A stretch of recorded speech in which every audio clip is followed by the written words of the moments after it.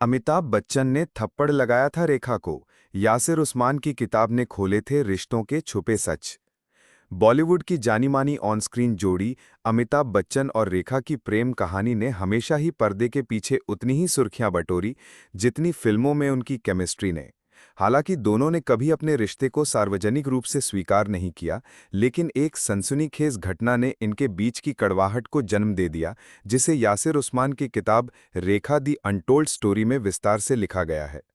यासिर उस्मान, जिन्हें हम untold story श्रृंखला के लिए जानते हैं, उन्होंने रेखा की पर्सनल और प्रोफेशनल जीवन को बहुत से छुपे पहलुओं के साथ उजागर किया। इस किताब में एक अत्यंत विवादास्पद किस्सा उजागर हुआ है।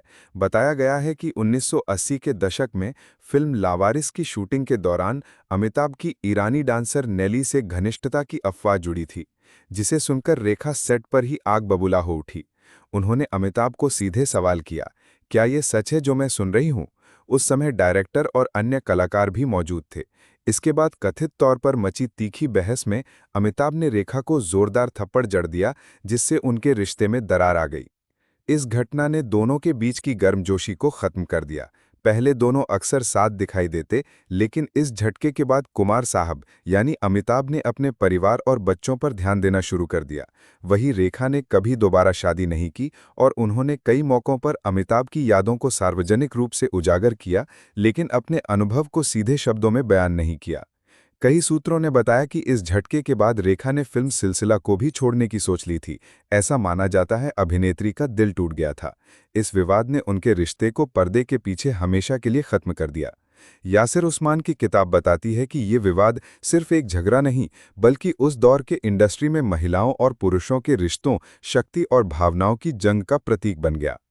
हालांकि इस पुस्तक में कई अफवाहों और प्रेम कहानियों का जिक्र है, लेखक यासिर उस्मान ने साफ-साफ कहा है कि उन्होंने कभी लिव इन रिलेशनशिप जैसी कोई जानकारी पेश नहीं की थी, जो रिपोर्टर्स ने दावा की थी। उनकी किताब में अमिताभ और रेखा के बीच प्रेम कहानी को यथार्थवादी नजरिए से दर्शाया गया है, जहां सम्मान, दूरी और भावनाएं झलकती हैं।